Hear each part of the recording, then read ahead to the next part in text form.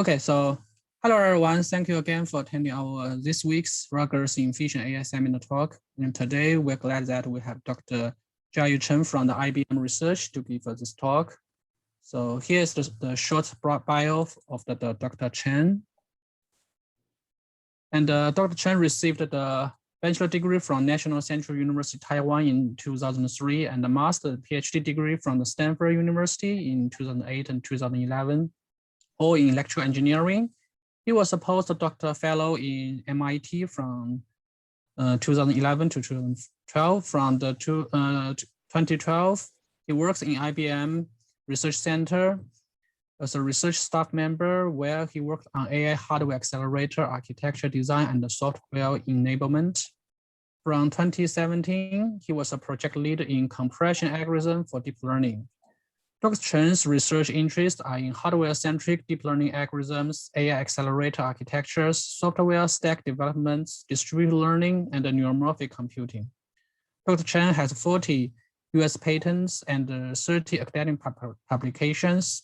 Dr. Chen had broad industry experience in Intel, AMD, Berkeley Design Automatations, KLA, and TSMC. So now let's welcome Dr. Chen to give us this talk. Okay, yeah. Thank you very much, Professor Yong. Yeah, it's my great honor to give a seminar talk in Rutgers University. Today, my talk will focus on two techniques which I involved deeply in these years. One is reduced precision, and the second one is the model compression. And in a high level, these two techniques help us to design the next generation AI hardware. The reduced precision help us to design more efficient computation engine for the AI hardware, and the model compression reduce our bandwidth requirement for the AI hardware communication package. So let's get started. So next page. So this is an outline of my talk. I will briefly give you an introduction, and then I will go through these two techniques which are involved deeply in these years: reduced precision, model compression. Finally, I will provide conclusions for this talk. Next slide.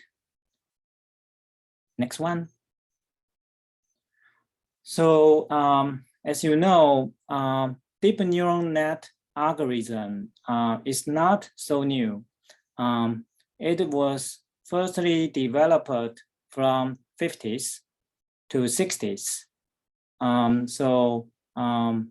the 50s, researchers already proposed the neural network idea to have a machine to have this artificial intelligence capability and help us do several human-like tasks. However, in 50s, a simple task such as distinguish card marked from left or right require a 5-ton IBM 704 computer to train for several trials. Although we have neural network concept, but the training of the neural network requires significant computation efficiency. So in 50s, computation capability still could not train neural network efficiently. So at a long time, neural network cannot make a real impact. And we also do not, at the time, people were also not sure neural net is the right way to go. So next page. However, in the past 60 years, after 70s, we started to get into a golden age of the semiconductor technology. So as you can see in the top right plot, so from 70s, every 2 years, we scale down the transistor size. As we scale down transistor size, every 2 years, we double the transistor number in the chip. So as you heard before, like every 2 years, Intel, AMD, or other companies keep pushing new products with higher computation throughput. So as you can see in the right plot, so that was a famous Moore's law. So in the past 60 years, computation efficiency, computation throughput becomes better and better. And every few years, more powerful product come to the market and people can use them to do more complicated job. And as you can see, right plot, in today's GPU V100,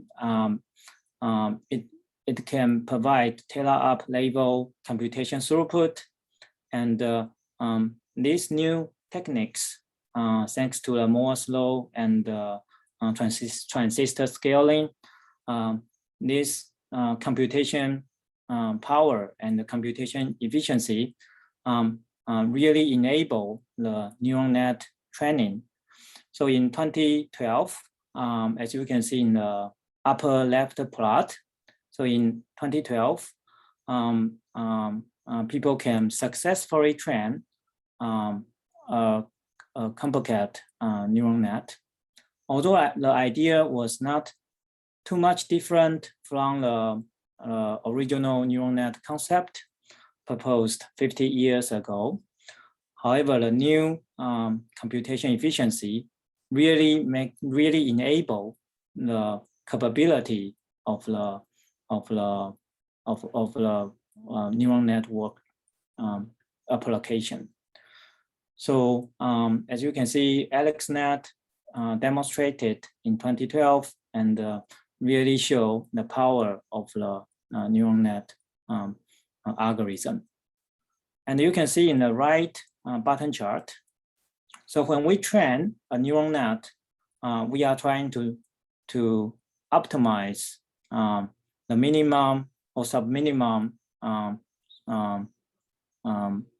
loss in a complicated loss surface.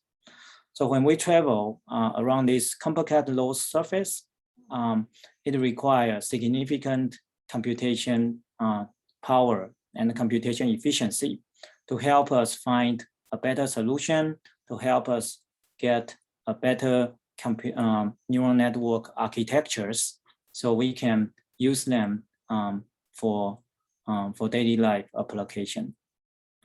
So today, to train a state-of-art neural net, especially the large one, still take days to weeks. So the training of the neural net is still still costs significant computation power. Next slide. Besides the neural net training, once you successfully train a good neural net model, you want to deploy to neural net inference. And the neural net inference already be adapted to our daily life. One good example is a self-driving car. So you may heard several self-driving cars business projects. So this had become a very important application. And neural net inference had been successfully demonstrated self-driving cars capability. However, the accuracy of the neural net inference in self-driving car is still a concern, especially the safety of a self-driving car is very critical. So the neural net inference accuracy in driving cars is still very, very important. Next slide. Besides the self-driving car, neural net inference had been also applied to different scenarios and applications. So different edge devices start to adopt neural net capability, like the security camera to identify humans' face, and your mobile phone, also the drone. However, these different scenarios and applications require very efficient computation energy, and also sometimes very cost sensitive.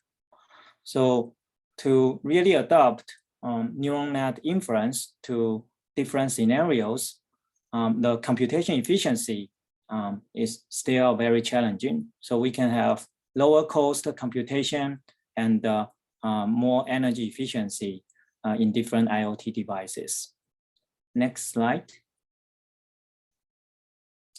And as you know, the deep learning computation keeps growing. So as you can see in the left plot, in the deep neural net training side, bigger and bigger model keep coming. And in every 6 to 4 months, we double the neural network training computation. So this is faster than conventional Moore's law. So today, we mainly use GPU to train our neural net. However, the neural net training still took hours, days, or even weeks. In some very big base model, even take months to train. And the cost and the computation power are still very, very challenging. On the other side, the deep neural net inference, we have the new model has more and more computation ops and achieve higher and higher neural net accuracy. However, this high accurate model with high computation through ops needs to be deployed in different scenarios and also different and also in the low cost edge devices. So today we still use CPU as the main computation resources for the deep neural net inference. However, the cost in energy efficiency are still the concerns for deep neural net inference. Next slide. So in my team, in IBM, we try to propose the next generation AI hardware for our next generation product. So we need to have more efficient computation engine for the deep neural net training and the deep neural net inference. So the left plot is the pattern we published before. This is an AI ASIC chip pattern, and to enable the efficient computation, we adopt the reduced precision computation engine in our processing engine. So the PE processing engine use the reduced precision computation engine, so we can scale down the area of the computation engine and put more computation units in the same area. On the other side, the chip communication, we use the model compression to significantly reduce the bandwidth requirement. So we do not require complicated chip-to-chip or high-cost chip-to-chip technology. So we can still enable efficient computation in distributed system. So with this with these two techniques, we drive the AI hardware, and we can enable more than 10x computation efficiency than today's state-of-art GPUs. Next slide. Okay, so let's talk about our first technique, reduced precision. Next slide. So back to 2015, my team firstly proposed and demonstrate 16-bit precision DNN training. We published in ICML 2015, and later on in 2018, we also firstly demonstrated 8-bit deep neural net training, and in the last year, 2020, we demonstrated the first 4-bit neural net training. And in the inference side, in 2018 and 2019, we proposed the ISO accuracy 2-bit and 4-bit int4 and int2 neural net inference.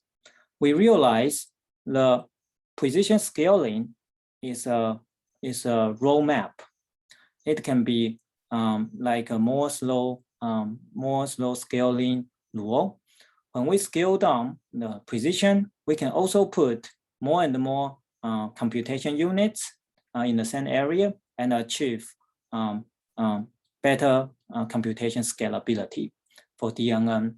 So start from 2015, we start to pushing this precision scaling to improve to enable our next generation AI hardware. Next slide. In this talk, due to the time limited, I will mainly focus on our 8-bit DNN training and the 4-bit DNN inference. But yeah, welcome to discuss with me about 4-bit and 2-bit or even more, which we are developing now. Next slide. So as mentioned before, as you can see in the top plot, so when we reduce the precision, we can improve the computation energy efficiency. So when reduce precision, the computation energy efficiency can be roughly improved quadratically. So it means if you improve 2x precision, you can improve roughly 4x computation energy efficiency.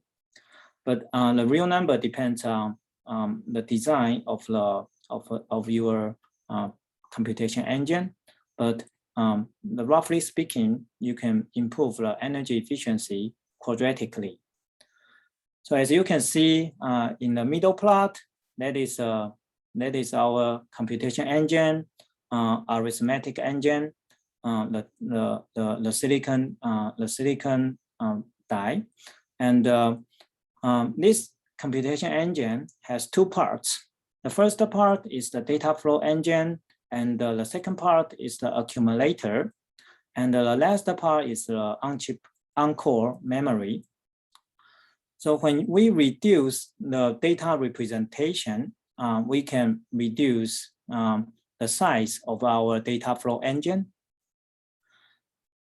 So if we reduce precision from 32-bit to 8 bits, you can almost quadratically reduce the size of your data flow engine. You can see the green box in the plot. And for the accumulator engine, we can also reduce the accumulation precision and achieve smaller accumulator. So we can scale down the size of our the silicon size of our computation engine. However, although scaling down the computation engine can quadratically improve our computation efficiency, it comes with the cost of the neural net accuracy degradation. So we have 3 challenges. The first is data representation challenge. So when we reduce the data representation, the neural net can cause some degradation. And the accumulation precision challenge, when we scale down to 16-bit accumulator precision, it can also cause some numerical loss. So the last challenge is the model update challenge. If we use lower precision to update our model, to add our gradient to weight, if we use lower precision adder, it can also cause some numerical challenges and numerical instabilities. Okay, next slide. So the first challenge is the data representation challenge. So if we reduce the precision to 8-bit, for example, in this plot, we reduce the precision to MobileNet V2 to 8 bits. And we found a smaller model in general occurs larger degradation. So for example, blue is MB2 V1, yellow is 0.5, and the green is 0.35. So when we use smaller MobileNet V2 model, we see larger impacts in the reduced precision data representation. Not just the ImageNet, like in other application like NLP, transformer, or speech also show some model accuracy degradation due to floating point 8-bit representation. As you can see in the right plot, when we use 8-bit to represent our data, we see lower blue score. It means neural net accuracy degradation in the NLP domain. So to really develop a low precision engine in the product, we need to overcome these numerical instabilities. Next slide. So this is a data representation we proposed to mitigate the numerical instability. So we realize the forward and the backward require different data representation. The forward, the dynamic range is usually smaller, so we use 143 format. It means 1-bit mantissa, 4-bit exponent, but 3-bit, 1-bit sign, 4-bit exponent, but 3-bit mantissa. In the backward, we realize it requires wider dynamic range, so we use 152 format, 1-bit sign, 5-bit exponent, so it becomes wider, and a 2-bit mantissa. With this hybrid floating point 8-bit representation, we see a better neural network accuracy. We can see next slide. So this is a comparison of the forward 143 versus 152. So the left plot is a full precision loss contour. So you can see it's very smooth. It indicates easier neural network training and convergence. But when we use 152, when we reduce the precision to 8-bit and just use 2-bit mantissa in the forward, we see a lot of kick. It means harder to find the optimum solution for the neural network. However, when we use 143, increase 1-bit mantissa and decrease 1-bit exponent in the right plot, the contour also becomes smooth, which indicate better network convergence in the training.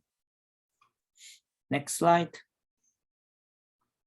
Beside the hybrid FP8 data representation, the other challenge is accumulation precision scaling. So as you can see in the right plot, when we use the 16-bit accumulator, we can gain about 1.5 to 2.2x area. So it means we can have 1.5 to 2.2x more computation power or lower cost. So we also wish to scale down the accumulation precision. so we can scale down the accumulator area. However, usually today's GPU or today's devices, computation devices, use full precision 32-bit accumulation. When we naively scale down to 16-bit precision for accumulator, it occurs some neural net instability, as you can see in the red line of the left plot. So in 2019, we start to investigate the root cause of this accumulator scaling in neural network convergence. Next slide. So, okay. So, so we found a numerical phenomena called swamping in the accumulation precision scaling. So swamping, as you can see in the right plot, the swamping means when you add a large number, a small number to a large number. When you do the floating point add, if the number is much smaller than the large number, the small number can be totally ignored.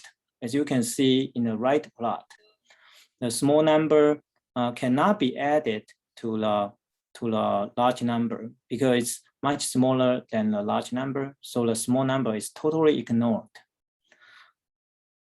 Partial swamping can also happen if a small number is not that small, but it's significantly smaller than the large number. Some part of the Mendelssohn bit in the small number will not be added to the large number. So this add can cause, so the lower precision accumulator can cause the information loss, and this cause the lower variance in the neural network. So for example, you can see the left plot. When the accumulation length is long, the small number cannot be added to a large number efficiently in the 16-bit representation. So it causes smaller variance in the first few layers of the resonate 18, and that will cause the neural network degradation, because neural network in the first few layers cannot extract the information well, and that cause overfitting, and finally cause the test error degradation, the test accuracy degradation in network convergence. Next slide. To overcome the accumulation precision challenge, we propose a chunk accumulation for swamping. Instead of, it's a very simple technique, but super useful. So instead of just a sum as a vector, we just chunk the vector and use chunk accumulation. With the balance of the inter-chunk error and the intra-chunk error, we can get smaller numerical error. For example, if the chunk size is about 64 or 128, then this chunk can balance the inter and the intra-chunk error and mitigate the accumulation swamping. As you can see in the bottom right plot, when we use the chunk sum, when we use this chunk accumulation in the accumulator, we can successfully use 16-bit accumulator and get very similar test error as full precision accumulator. You can compare red line and the black line in the bottom right plot. Next slide. The last challenge for the 8-bit training is the update challenge. So when we add the gradient to weight, we also have an issue. The gradient is much smaller than the weight. So when we add the gradient to the weight, the gradient cannot be added to weight efficiently. So you also call, we can also generate some numerical error. So to mitigate this issue, we propose two techniques to improve this issue. The first technique is stochastic rounding. So instead of conventional nearest rounding, we use stochastic rounding. So the small number, even the precision is not enough, the small number still has some probability to impact the big number. And the second technique we use is the scheme we proposed in 2019. It's a round-off scheme. It means when we reduce our weight precision to lower precision, we always memorize the difference of the full precision weight and the quantized weight. We keep this memory as a residue, and this residue will be added in the next update iteration. We call this round-off scheme, and this scheme can also improve our numerical robustness in the low precision update. Next slide. And other tricks beside these three big tricks: data representation, accumulation, representation, and the model update. We also adopt some selective quantization to really get ISO accuracy in all different applications. So usually for neural net, the first and the last layers are more sensitive to the precision. So we usually keep them in the 16-bit, floating point 16 bits. And furthermore, the last layer can be also in 8 bits, but the most important thing is the output of the last layer need to be in 16 bits because it will fit to softmax. Softmax has exponential function. It will amplify the numerical error. So we keep the output to the 16 bits. So ultimately, you can use 16-bit in the first layer and the output of the last layer in 16 bits. Then other parts, you can use 8 bits. So really achieve most part in 8-bit training. Next slide. With all these techniques, we can do 8-bit training in all different workloads. This is the 2019 data, and we keep exploring new workloads like BERT or new fancy workloads. 8-bit training can be robustly applied to different scenarios of neural net training.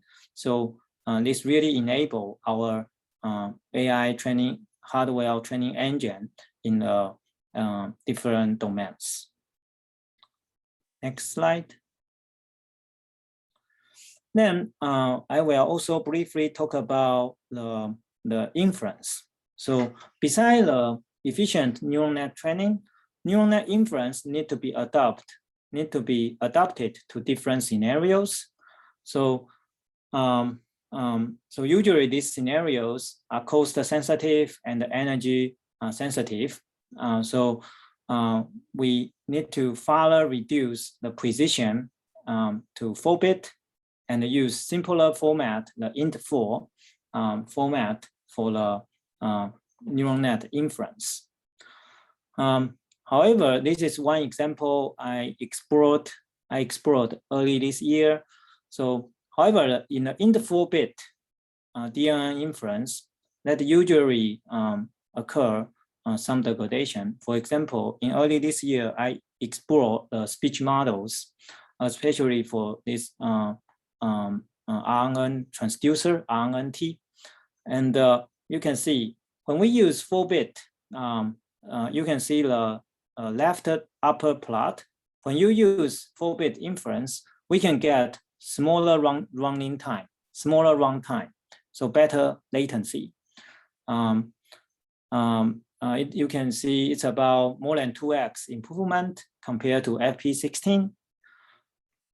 And that also indicate lower computation cost and also faster latency. So in the streaming speech application, that is very, very useful.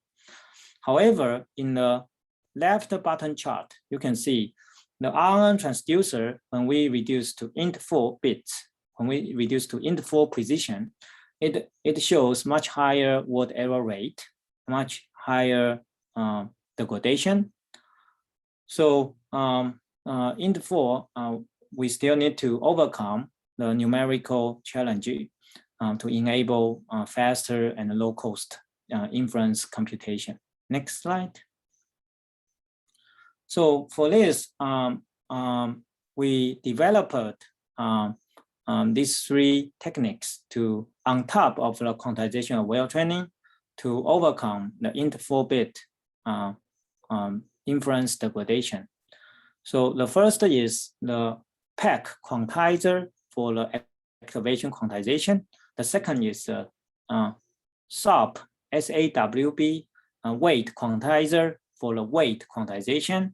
And the last one is some small tricks like selective quantization, pre-trained model, and the learning rate schedule to really overcome the int 4-bit inference. And then these 3 techniques, as mentioned, are on top of quantization aware training. So due to the time limited, I will not go to details of these 3 techniques, but we can discuss more details. Please send me an email. Next slide. So when applying these 3 techniques to speech model, I can successfully get almost a similar train error as full precision, and also not just in transducer, also in hybrid model, we also get similar results. And this is just one application for the int 4-bit DNN inference.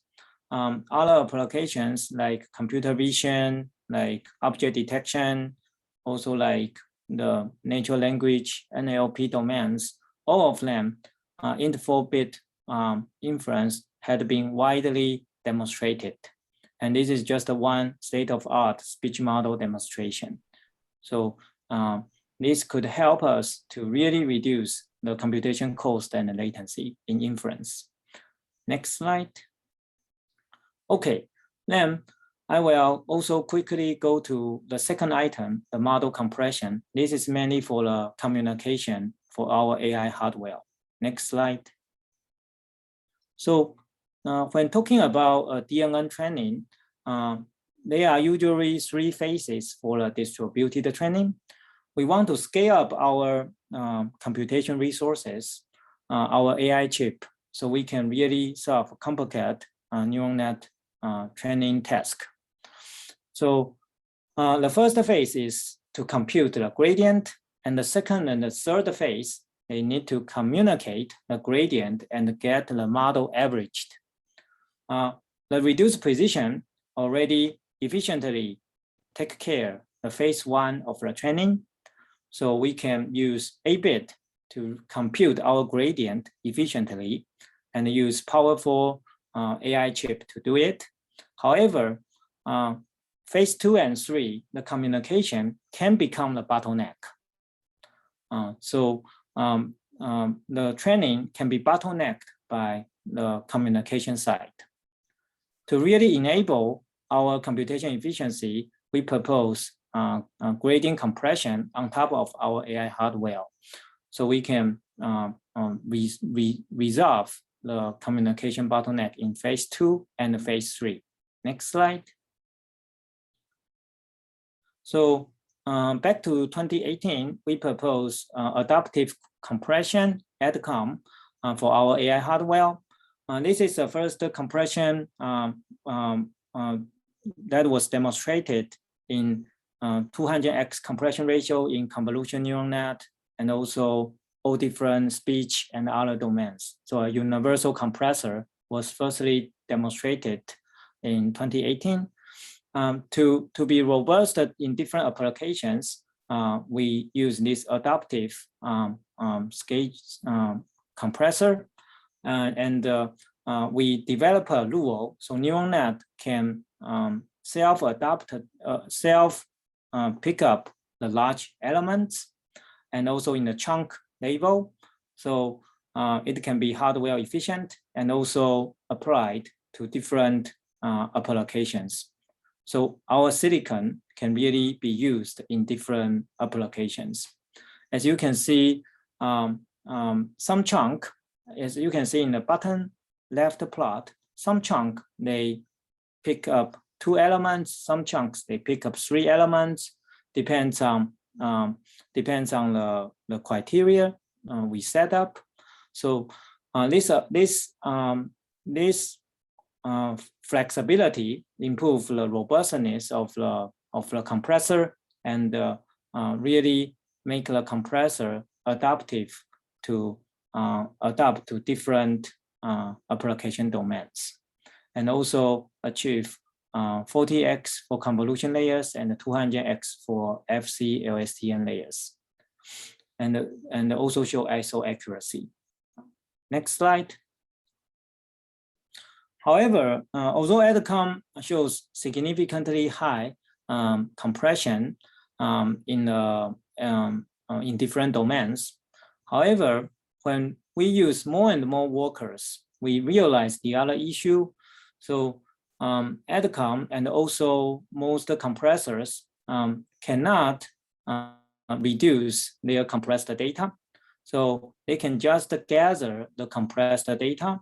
So although after computation from AI chip to parameter server, that path is compressed, but from parameter server to AI chips, because we gather the compressed data, so that route is not compressed efficiently. Next slide. So next slide, yeah. So this plot indicates the issue better. So each worker compress the data and send it to the parameter server. However, the parameter server can just gather different data and send them back. So although AdaComp and other famous compressors, they can compress the data well. However, the route from parameter server to workers, this route, they are not compressed efficiently. So when we use more and more workers, this will gather more and more compressed data, and the route, the backward route becomes a bottleneck in the communication. And the other issue in the large scale distribution is, as you can see in the right plot, because in the large distributed training, usually we adopt learning rate scaling. So we will scale up the learning rate, but most compressors are not evaluated in the scaled learning rate. So with the large batch size training, they can occur divergence or degradation. Next slide. So in the last year, we proposed a new compressor. We call it ScaleComp for large scale distribution. So the idea is very simple. So we can, because we want to have a compressor to be compatible to all reduce. So we will align the index number. So we have a leading worker, it select the sparsity pattern, and all other workers will follow up the leading worker in that iteration. However, in each iteration, we will change our leading worker. So each worker can select their sparsity pattern, but in that iteration, all other worker will follow leading worker's sparsity pattern. So we can do all reduce in the compressed data directly. So it will not have the backward bottleneck, communication bottleneck. Next slide. Beside the pattern selection, to resolve the large batch size convergence issue, we propose a low pass filter for memory accumulation.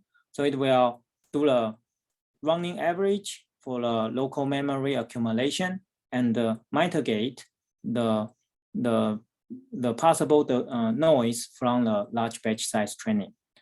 And we also provide the theoretical proof for this method. Next slide. So with these two tricks, we can apply our compressor in the more than 64 workers distribution, and still have high compression ratio in both forward and backward communication. And in different workloads like ImageNet, NLP, and the speech, all of them shows ISO accuracy, almost accuracy. And most importantly, for this work, for this work, we fundamentally prove our compressor has the same convergence property as conventional SGD. So in theory, this scalable compressor can converge as SGD. So it has a guaranteed to be applied in different training scenarios. Next slide. Finally, I want to provide the conclusions. Next slide. So in this talk, I talk about two techniques myself and my team developed in these years. The first technique is reduced precision. Reduced precision really enable next generation AI computation engine. So we can scale down the computation unit, put more computation unit in the same silicon. So it provide more than 10x computation throughput than today's GPU. And then this mitigate the DNN training challenges. And reduced precision also provide ultra low precision inference. So we can provide low cost computation in different inference scenarios, different use cases. And the second technique I talk about in this seminar talk is model compression. So model compression can reduce the communication by more than 100x. And it is very robust in different applications. And model compression in today's model compressor can also scale up to 64 workers or even more workers. So it can enable advanced large-scale DNN training. Next slide. So as you can see in the left plot, in today's talk, we talk about precision scaling and the compression. This AI algorithm really enable our next generation AI hardware in silicon, but not just in silicon. We also need to develop, like the CUDA environment, the software stack, and the compilers to enable the hardware. So, but this AI algorithm is really the driving force for the next generation AI hardware. And not just the precision scaling and the compression, a lot of interesting AI hardware algorithms like sparsity with quantization, and also like the previous seminar talks, the AutoML, even adversary robustness in low precision. So several new ideas in the AI hardware algorithms that can enable the next AI silicon. Next slide. So even more, the new AI algorithms can even drive a very, very fancy AI hardware. Like in the future, we are investigating the analog AI possibility, also 3D memory stack. So this can enable more computation efficiency in AI workloads and enable very different AI algorithms. Next slide. So, so this is IBM AI Hardware Center. Welcome to visit our website and email me. Yeah, thank you. Any question?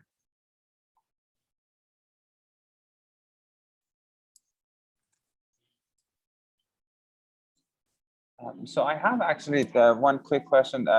First off, thank you so much for the great presentation and very clear presentation, which I learned a lot from.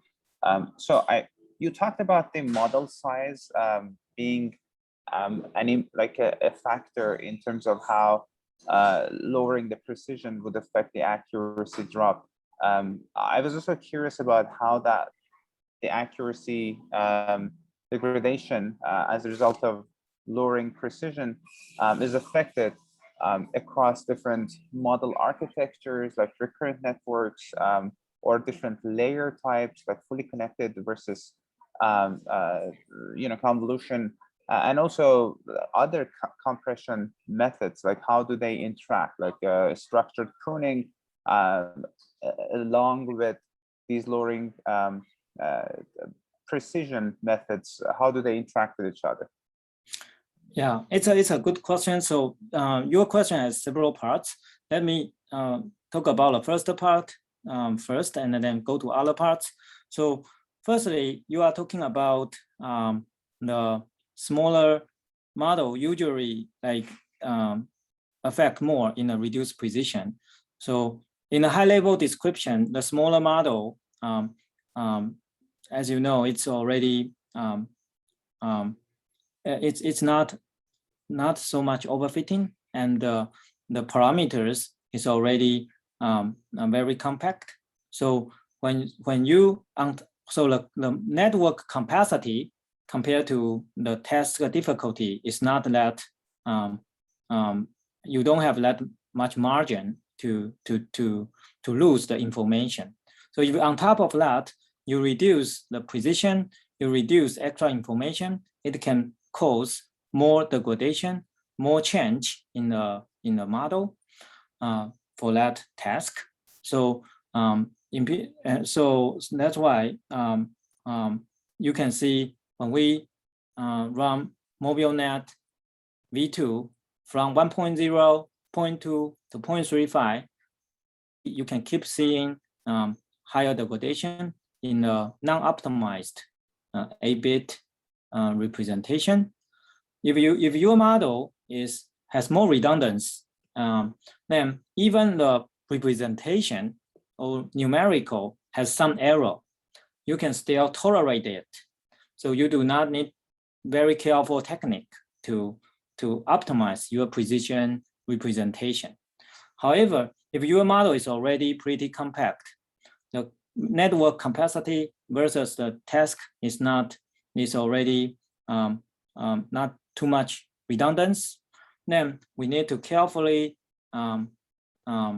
choose the representation so we do not lose critical information in a neural network processing. So one important thing is like if you reduce one important thing is if you carefully choose a representation, we found 8-bit is enough even for small model. So like we show in previous slide, if we carefully choose the dynamic range and the Mentesa bit, because of several iterations, so neural net, at least in this range of verification, 8-bit is still enough. Yeah, but you are right, the smaller model usually has less redundancy, so the representation need to be more careful. But it doesn't mean you cannot use 8-bit in small model. And regarding to your second question about model compression, structural pruning and all this, they are not the same as the communication model compression. So structural pruning is more like sparsity. Like if you go to the previous slide, in the inference, you can do structural pruning. So you can have hardware friendly sparsity for faster inference. And for the model compression we talk about today is mainly for the training. So it's more like it's in the communication side. When you do the data parallelism, you can use much smaller model to exchange. Yeah, but in all these compressors, at least today, in these compressors, usually they keep residue gradient. So you still have memory to keep locally. So, but the communication during the training, you can compress the data significantly. Yeah. Thank you very much. Okay, thank you. Any other question?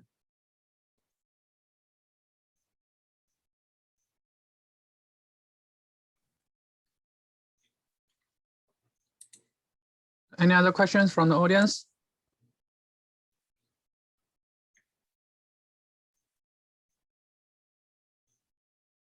So Chia-yu, actually, I have some questions. So first, so your team's work is very excellent. So kind of the very leading work on for the low bit quantization. So I was wondering, I remember there was one of your figures said that, so the next steps like of the 2-bit training and something like that. So do you think that, so what is the unique challenge will be? So in that very aggressive quantization, is that the 2-bit or the low bit area? Yeah, that's 2-bit training is extremely challenging, I can say, because in the last year, our new RIPS oral paper talk about 4-bit training. It's already, so we are kind of already see the walls of the precision training. So for 2-bit, it will be very challenging. So it requires some more innovation. Like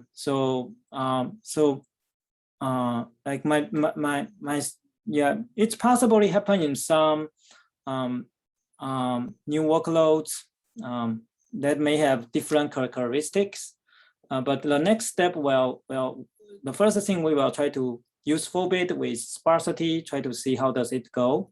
But for the 2-bit training, it has a long way to go, I can say.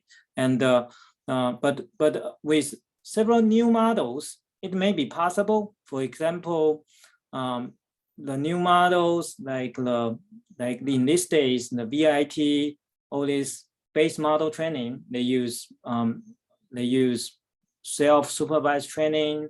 They use not just a self-supervised training. They also use some partial labels, and all this they kind of has different definition between the label matching and the training procedure. So possibly this can tolerate more quantization noise, and we can enable 2-bit training. Yeah, but high level speaking, 4-bit training is already pretty challenging. For 2-bit training, we will do it step by step, like from the memory saving point of view. How about the weight 2-bit, and how about the activation 2-bit, but computation still 4-bit, computation still 8-bit. So it will do it step by step and finally achieve the goal. Yeah. So my vision is it will have several steps to really achieve 2-bit neural net training. Yeah. Like for example, in the forward, maybe can become 2-bit, backward becomes 8-bit, or even 4-bit. Yeah. So gradually achieve full 2-bit training. Yeah. Thank you. And one of my another question is that, so as an expert in the quantization, so how do you think about like the interaction between the quantization and other model compression approach like the sparsity? So how about when we want to jointly use them together? So have you ever explored this and some observation for them? Yeah. So that is actually maybe very complicated, but how do you think about that? It's a very good question. Yeah, it's very, very good question. So as you said, this is a quantization with sparsity in inference is a very competitive area. Yeah, so we are studying it, and it's definitely possible. And NVIDIA already studied some, and but we push it to more aggressive quantization and more aggressive sparsity. The important thing is how does it how will it integrate with hardware. So because as you know, as the previous question, like structure pooling is very critical, but structure pooling usually cannot have, structure pooling is very friendly for hardware, but it cannot usually cannot achieve ISO accuracy, or the pooling rate is not high. So, and the sparsity computation usually require pooling rate exceed a certain threshold, like 50% pooling rate.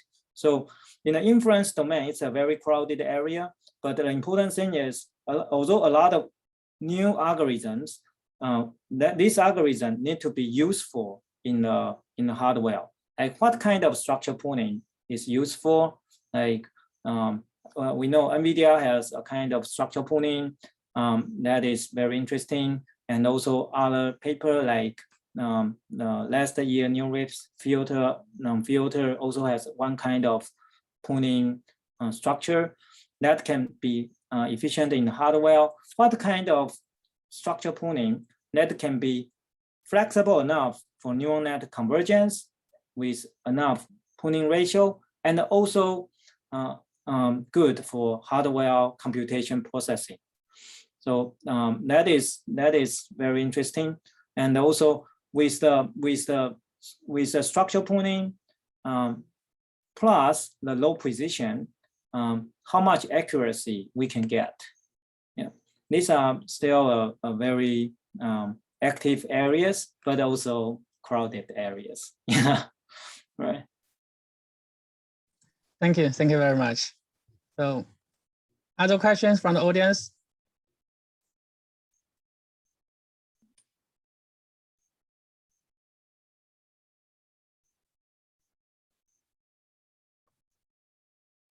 Okay, so if no more other questions, so let's thank Dr. Chen again. So for this very wonderful talk. So I actually learned a lot from your talk. Thank you so much. Thank you very much, Professor Yang. Yeah. And also thank all of you to attend our this week's seminar talk. So look forward to see all of you next week. Thank you. Thank you. Yeah. Bye-bye. Bye.